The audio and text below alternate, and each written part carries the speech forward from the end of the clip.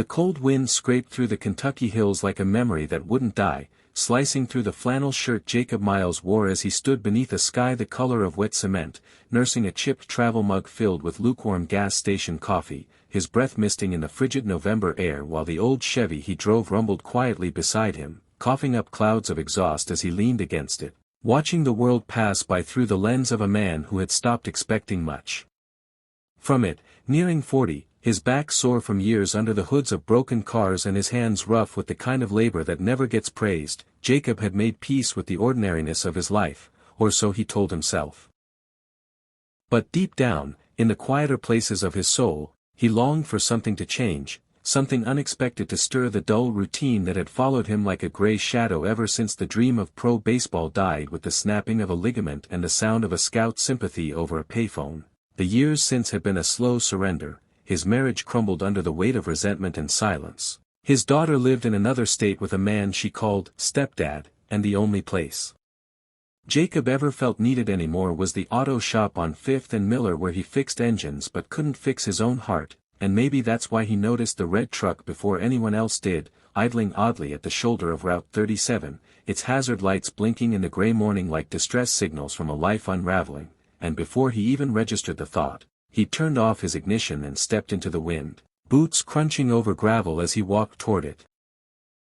The driver, a woman in her 30s, sat inside hunched over the wheel, hitting it lightly in frustration while muttering to herself. He could see the tension in her shoulders, the exhaustion etched in the curve of her spine, and when she noticed him approaching, she rolled the window halfway down, her voice wary but not unkind. "I think the battery's shot, it just died on me," and something about the way she said it, the blend of helplessness and grit, struck Jacob as painfully familiar, but he brushed it off, gave her a small nod, and replied, "I'll help you push it to the gas station just up the hill," and without waiting for a reply, he moved behind the truck, planted his boots firm, bent his knees, and shoved with everything he had, the tires resisting at first before lurching forward with a groan, and slowly, with the woman steering, they made their way across the frozen shoulder and into the lot, the entire process lasting maybe 5 minutes, but enough to leave Jacob winded and aching as he leaned on the tailgate to catch his breath, only to glance up at her stepping out and feel his entire body go cold in a way the wind couldn't explain, because her face, framed now by loose curls and weariness, was one he hadn't seen in over 17 years, and yet he'd have known her anywhere. His voice came out broken, stunned, "Emma Grace Reynolds." And the woman froze too, blinking as if the name punched through a layer of fog, her lips parting as she took a slow step toward him, staring like she was trying to confirm a ghost, and then, "Jacob," she whispered, and just like that, time shattered and reassembled around them, the years collapsing into a single, impossible moment where everything lost began to feel suddenly within reach. Emma Grace. The girl he once promised the moon to under summer stars, the one he left behind after that one last, impossible night when she stood crying on his porch, telling him she was pregnant, and he, 20 and terrified, called her a liar, insisted it wasn't possible, and then left town the next day to chase a dream that left him broken and alone.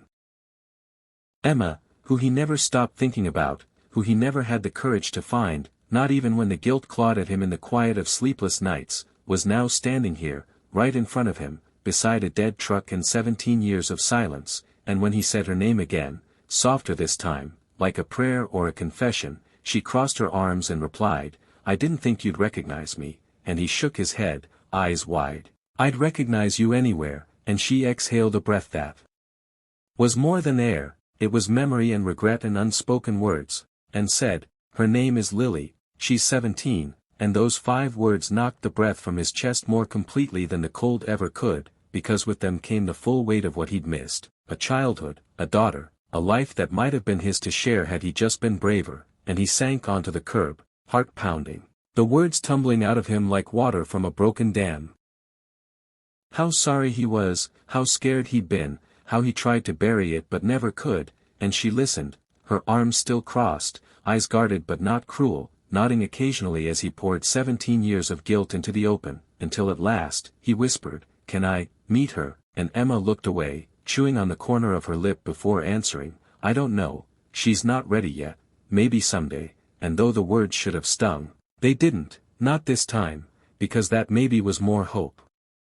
than he'd allowed himself in years. Over the next few days, Jacob found himself unable to return to the numbness that once defined his life. He began writing letters to Lily, each one more honest than the last, sharing stories of his youth, his mistakes, the lessons he learned too late, and though he mailed them through Emma, never sure if Lily read them, he kept writing, because it made him feel closer to something real again. And little by little, things changed.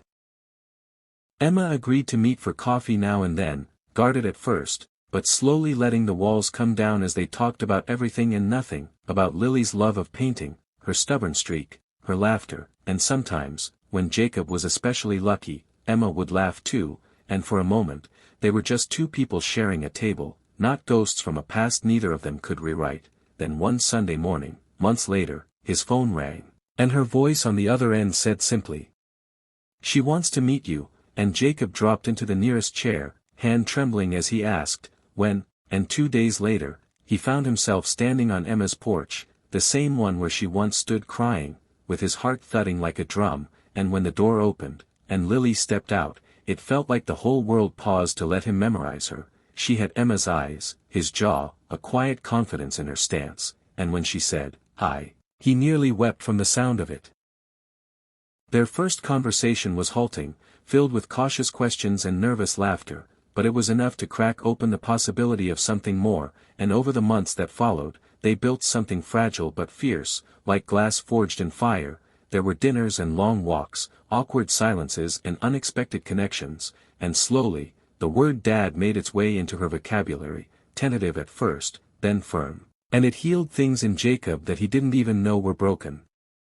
Emma, too, became part of this quiet resurrection. They co-parented in ways that felt more like friendship than obligation, and on Lily's 18th birthday, when she stood up during dinner and gave a toast saying, "I didn't get to grow up with him, but I'm glad I get to know him now," there wasn't a dry eye at the table. Years later, when people asked Jacob how his life changed, how the man with no hope found something to live for again,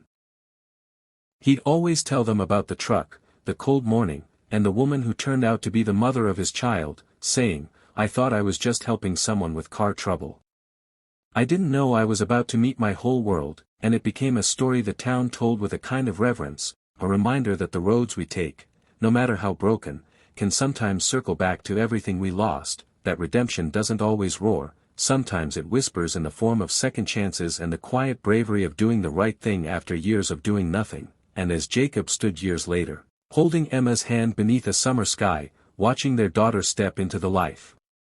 she was building, he knew without a doubt that love, like old trucks and forgotten dreams, can still be repaired if someone's willing to do the work, and that the heart, no matter how long it's been idle, can always be restarted by kindness, honesty, and the miracle of one moment that changes everything.